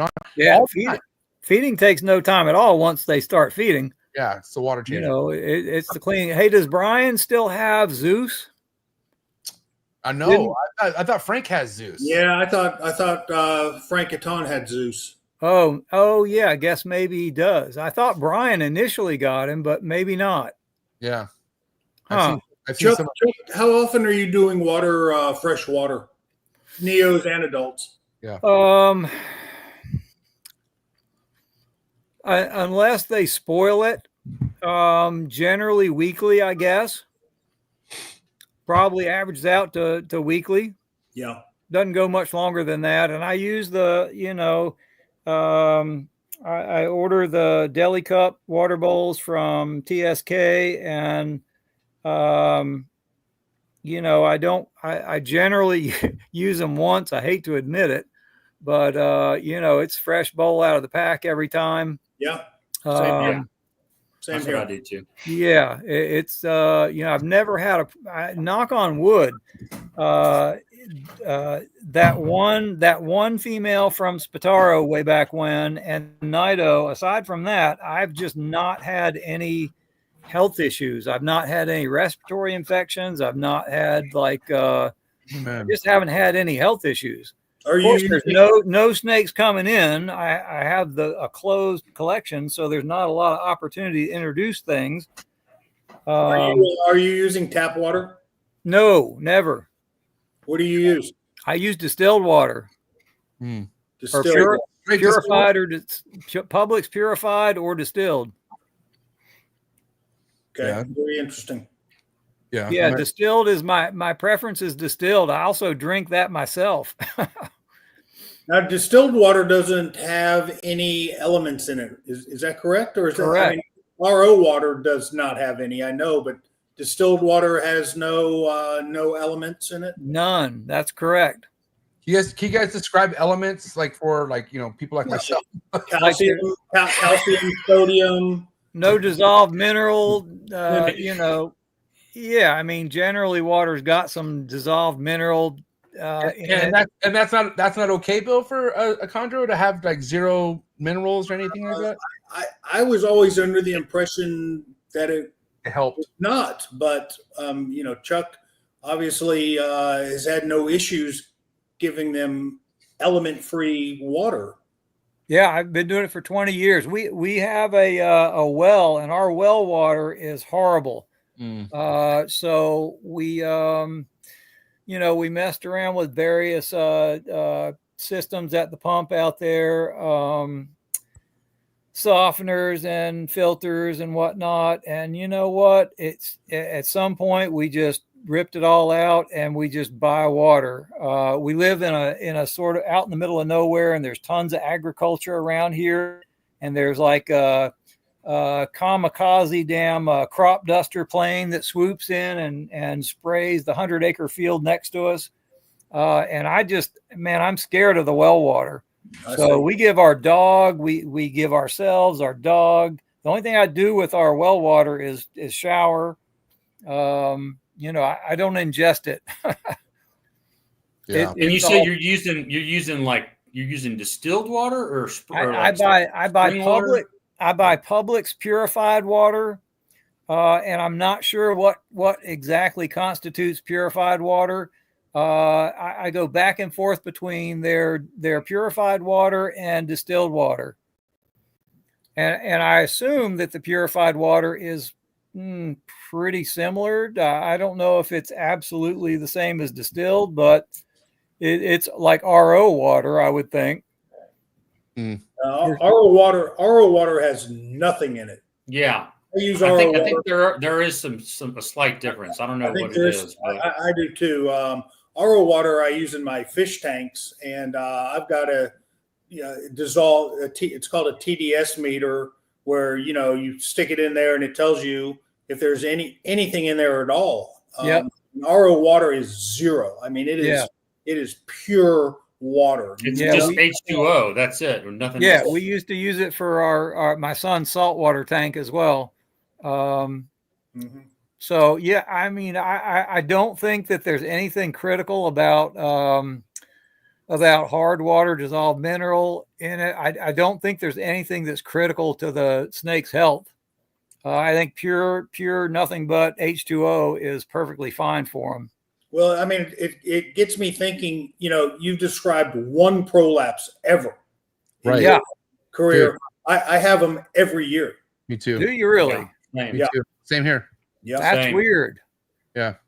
I wonder. And I've always used tap water. I've Yeah, never this is the like, first year I don't use filter. tap water, thank God, because I'm just trying to see if it changes anything, because I'm sick of just dealing with fucking prolapses. And what I'm really sick about, nothing against you, Chuck. I mean, I think having one prolapses with hundreds of fucking chondros you produce is amazing, but makes me wonder, like, dude, I don't think the prolapses should be something I should settle for. Like, there has to be a change in something I can do to prevent these prolapses. But me and Bill have thought numerous things about what we can do. So have Alex, and we still fucking get the prolapses. I don't. Huh. Well, that's kind of bizarre. I don't know. I don't know why I don't. Yeah. But I'm glad of it. Well, maybe it's because you're using purified water. And possibly because I always have, for as long as I can remember. Maybe yellow neonates don't prolapse. I'm just kidding. I will tell you, I've never had a yellow neo prolapse ever. Is that right? Yeah. Well, I've damn, only- maybe there is something to idea, that. Well, maybe there is something to that. And the one prolapse I had was one of those alien guys, one of those blue line to Kofiau aliens. I've never had a yellow Kofiau prolapse. Yeah. Interesting. Yeah, that is. Those weak designer genes. I didn't realize that it was that common. I mean, it is and it's not. That's the thing. Like we have people that like see eye to eye with us, and then we have somebody else that was like, well, I've never had that, and it's like, what the fuck? Like, what are you doing? And so yeah, I mean, I think Marshall's onto something. I think that there is a weakness in designers. We now know designers are hybrids. yeah. So I think there is something, we've talked about it many times. They tend to have smaller clutches than locality type animals.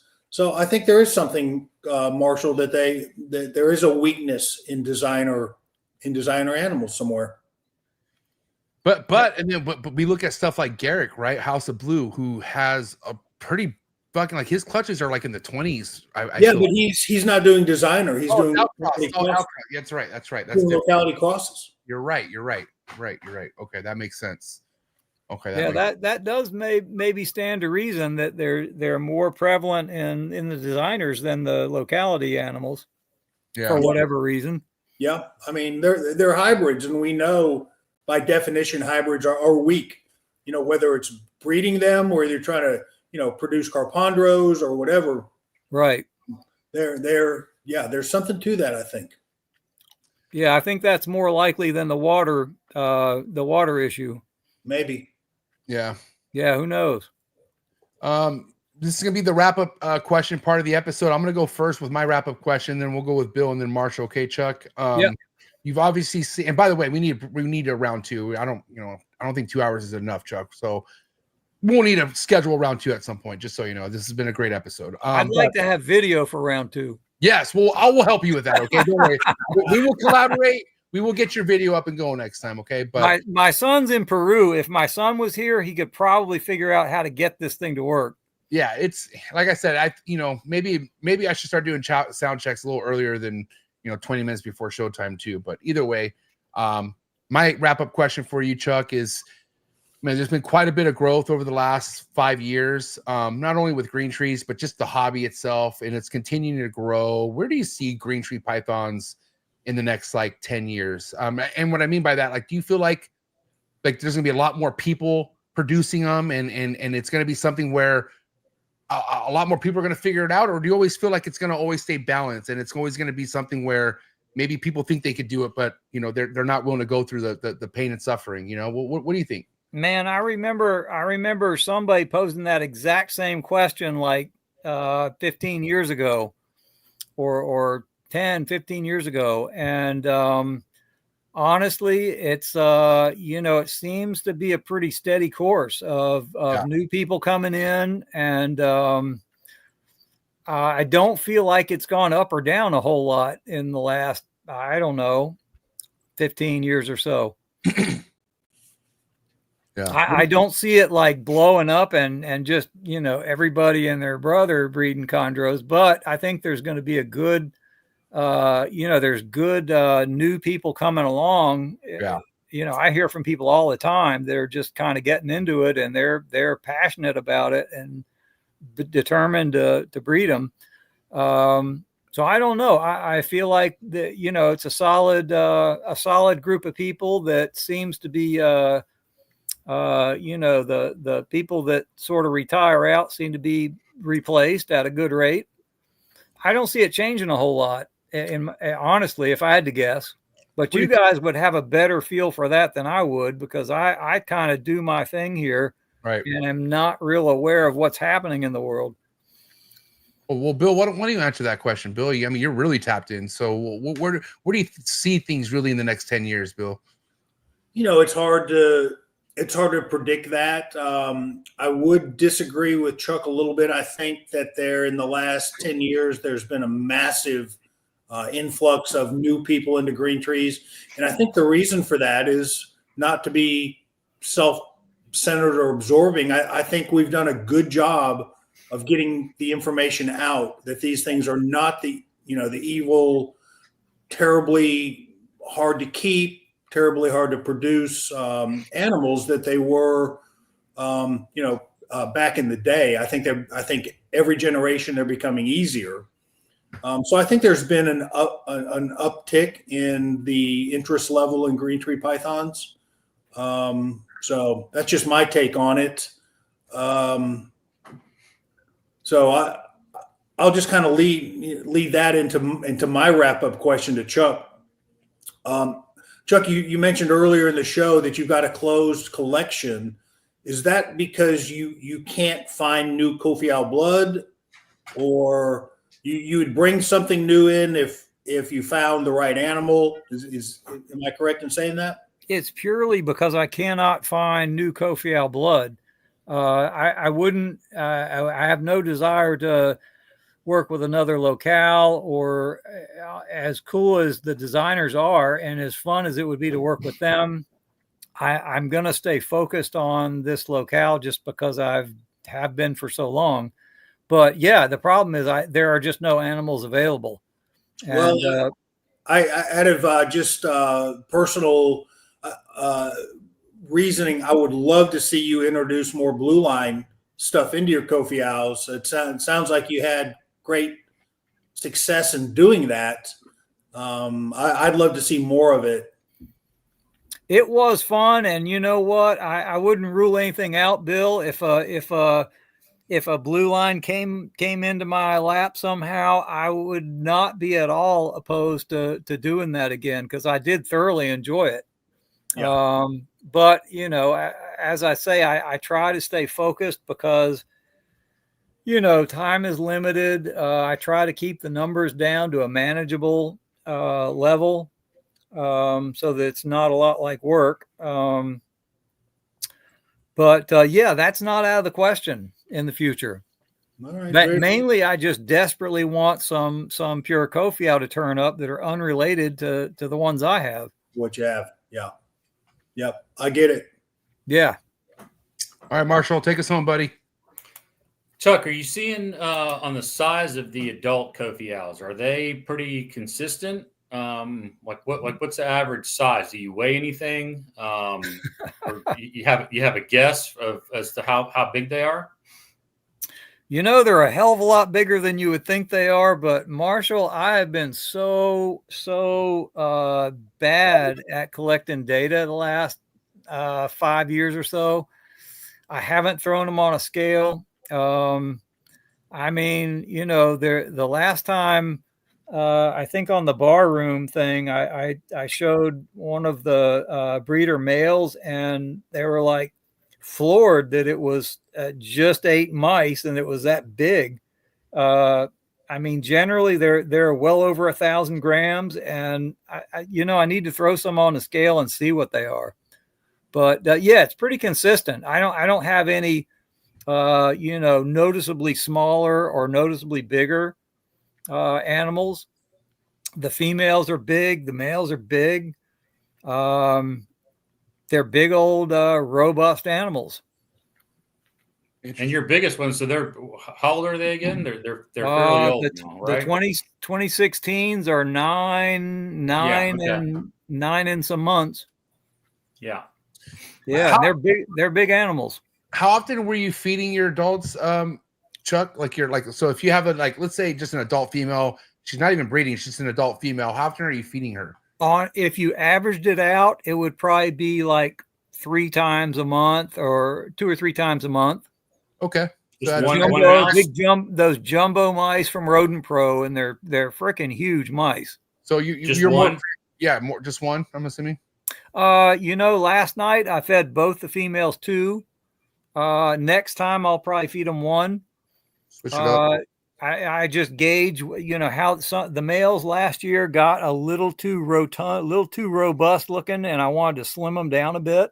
So I kind of eased off with them. Females, of course, I'm always trying to bulk them back up. But on average, it's probably, 2 or 3 good sized meals a month. Yeah. So every 10 days. Yeah. It probably averages out to about that. Yeah. Maybe a little less. Yeah. Because, this discussion was brought up with ball pythons, because you got people who are just like, they just shove rats in ball pythons. That had somebody else who was like, dude, I figured out that, feeding a mice more frequent was getting them a lot bigger than, as far as growing them up. And so I don't know, like you have your option, feed them a bigger meal, less frequent, or feed them smaller meals more frequent, and I just think, mice compared to rats, just the proportion as far as the fat content and protein, it's just, I don't know. It's just, yeah, especially with the big retired jumbo breeders. Like I said, most of them are huge females that are full of pinks. Yeah. So there's got to be a good bunch of nutrition in them. Yeah, imagine that. I mean, damn, that's got to pack a punch. But dude, what if feed a chondro a gravid fucking ASF? That'd be cool. So my feeding schedule probably is not that far from their schedule in the wild. I'll go 2-3 weeks and then feed them, and then I'll hit them again like a week later. And wait for a defecation. But if you averaged it out, it's probably 2-3 times a month with the adults. Got it. Well, what an episode, Chuck. An amazing time. Where can people follow you at social media wise? You want to just let people know where best place people could I've had my old Facebook page is pretty much the only place that I post anything, and okay. I don't do it that often as I should. But my Facebook page is pretty much that's where you can see my stuff. Who runs your Instagram page? Because I do see you have an Instagram, or is that you? My brother turned me on to Instagram, set up that Instagram account like a few Christmases ago, and we posted a couple pictures as he was showing me how to navigate Instagram. And MJ, I haven't gone back since. Whatever's on there was posted like several years ago. I was like, damn, this fool's gangster. He follows nobody. Yeah. All right. Well, Chuck, if you want to run down on Instagram, I got you on that too, buddy. I'll help you out. Okay. Just let me know whatever you need. And if you don't worry either. I got you. I appreciate it. And I'll reach out. I need to become a little more tuned in to the community and just what's going on.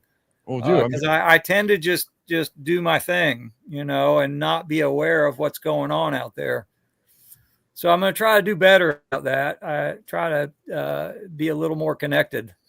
Well, I mean, on the other end of things, sometimes I wish I could just be low key. So I feel like, I think what you're doing, dude, I don't blame you. Like, I got friends that just rather be behind the scenes and they're enjoying it. And so that's me. Well, MJ, when you're doing it 30 years, then you can be low key. 100%. Yeah. But then again, like when you're new into this, you can't this is a part of what we do. Like, it's not like, Chuck's from that era where there was no social media. Like, it wasn't like he didn't need to build a name with social media back then. Like he was able to do that without this, Exactly. Chuck also has something that nobody else has. And then if well, you want, that's kind of the thing, Marshall. Chuck. That if anybody's looking for Kofiel, they seem to find me one way or another. Right. So I don't ever have a problem, getting rid of any that I want to get rid of. There's always some people that are in a holding pattern waiting for something. So I just haven't really been motivated to be on the radar. No reason. But it's nice to know what you guys are doing. I really need to check out the Facebook, the Morelia Viridis Facebook. About once every couple of months, I'll get on there and like scroll down and see who's got what. Yeah. See familiar names and whatnot. But otherwise, I'm kind of laying low here, doing my thing. All right. Well, but I'll definitely post updated pictures of these little black-eyed guys because I think they're going to be weird. They're going to be something special, I believe. Please tell us you're keeping all those. Oh yeah, okay, of course. Good. Marshall, probably have to send Matt one of them. But they're not going anywhere. Awesome, man. Well, I'll put the link to your Facebook page in the description below. Guys, go check them out. But for now, give it up. It's a wrap for Chuck Vogel, ladies and gentlemen. Chuck. Thanks, Chuck. It was awesome, man. Appreciate it, guys. Hey, we're going to run this back again for sure, Chuck, and I will get your video up and running. I promise. Let's do it again with video. That'd be fun. All right, Chuck. Thanks again for coming by. Appreciate it. Have a good night. All right, man. You too. All right. What a guy. Cool episode. Easily could have gone another 2 hours. Easily. Yeah, that one just flowed, didn't it? It did. Even though the sound check was but what did he go? 15 minutes late? Yeah. Yeah. 40 minutes sound check. Well worth the wait. So worth it. But let's hear from you, Marshall. What did you think of tonight's episode? I thought it was awesome, man. I love talking about the old stuff. Obviously, I was close with Rico. Chuck was real close with him, hearing the old stories, about where this came from, that came from. The fact that he's been working with the Kofiels for so long, had repeated success with them. Only person really that's been able to stick it out all these years. And then the fact that he switched them up and got these two weird ones like that. That's exciting from like a morph standpoint. Like maybe that's a morph. Maybe it's a recessive thing. So. Yeah. What do you think, Bill? Yeah. I mean, just a great episode. I agree with Marshall. I love the history. I think it's one of the things that separates our community from a lot of the others out there is the history, and we pay homage to the people that all three of us have had success riding their coattails, riding their backs. I love to hear the history, and I love to pay homage to those guys. I think it's super important that we continue to do it. Well, before we leave tonight, I don't want to end tonight's episode like on a damper, but due to recent events, we had somebody that is a fucking goddamn legend in this hobby go through something really terrible. Ben Russo had his entire facility catch on fire. He lost everything but a group of colubrids that he was able to keep in his office, but all the boas, all the green tree pythons, all the cages, decades, just shy of 40 years of work, all perished, man. The biggest thing we fear about, right, guys? Like this is every keeper's nightmare, and it happened to somebody who wrote a book on boas. Oh man, people don't realize how careful you need to be, man. Like if you have a stat that fails, or you have an electrical circuit that gets overloaded, I mean, like you got to be really careful, especially when you get to like it really at any level. I mean, it's easy to have a fire with heat tape if it's if you just got to watch it, and it's fucking terrible, man. It's like you're saying, it's the worst fear that you can have, just losing all 40 years of work in a night or an hour. It's just I don't know. It's I hate even thinking about it. It's a fucking shame. You can be as careful and have all the safeguards on board, and it still happened. And it still happened to you. Yeah. It is my worst nightmare. I think about it all the time. And yeah, just my heart goes out to Vin and Kenny too. Yeah, Kenny too. Yeah, his impression will be affected by it big time. Yeah. So yeah, what a tragedy. Yeah, one thing I love about this community is how much people come together in situations like this. So me and Dave Levison will be organizing an episode for Vin to kind of get some donation money for him. We're going to be getting some really cool items, anywhere from like really high-end snakes to pieces of art to raffle off and whatnot for Vin. Well, I'll donate it, Neo, once it gets going. Me too. As well. Marshall, don't worry. We don't. but guys, also for now, if you want to help out, please go to the link in the description below. There's a GoFundMe that's available for Vince. Do whatever you can, and if not, just share it. No big deal. I know we're all going through something in life, but I mean, Vin's somebody who's been a huge supporter of this network ever since it started, and he's helped so many people out there. And again, wrote the book on boas. So my heart goes out to the Russo family, and then Kenny. This will obviously will pass. We'll get through this. And I just wanted to show some love to Vin Russo, man. And just something I fear for all of us. Dude, think about it. It's like, think about the years of work and for what, so you just never know, man. So, but again, great night tonight. Okay. Shout out to Darlene Walder in the chats. Like, that was epic. That was epic. What's up with Darlene? You want to come on the episode? Maybe. That would be epic. Yeah, Darlene on. Hell yes. Yeah, dude, Darlene. That'd be awesome. Marshall will reach out to you. He's my booking agent. He books everything with all the OGs. So he'll reach out to you and he'll take care of that. Okay. And he'll pay for it too. I'm just kidding. All right, listen. Marshall Mendez, Red Mountain Herps. Check him out on Instagram, and of course, go subscribe. Phoenix Reptiles on IG. Learn from the best. I appreciate you, Bill. I appreciate you, Marshall. Give it up. It's a wrap for the mayor and Marshall Mendez, ladies and gentlemen. Great show, guys. See you next week, fellas. See you in a week, boys. All right, fellas. See you next week. Have a good night. And thank you out there. If you enjoyed this episode, before you head out, hit that like button. Let's get the likes up for Chuck. An amazing episode. And drop a comment in the comment section. And I will send some free trap merch to any random comment. All right. I already got 3 of you that I'm sending some stuff out. I'm just a little behind. So go drop that comment. If you're looking for exclusive content, if you want to support what I have going on further than watching episodes, then come join the Trap Talk Patreon family for Chondro waitlist, amazing Discord. Okay, there's also an Instagram group chat to connect yourself and network with some of the best keepers in the game. Hands down, for sure. I stand by that. So, all right, listen, before you guys go, please check out my sponsors. You can check that out, all the links in the description below. And enjoy your night. Catch you tomorrow. One of the biggest growths we have in the reptile industry today are the rare species of reptiles that aren't worked with. That's right. That's why I went ahead and partnered up again with Brian Susan over at SUNDOWN Reptiles. Brian works with species such as kahua geckos, gargoyle geckos, all species of tree monitors.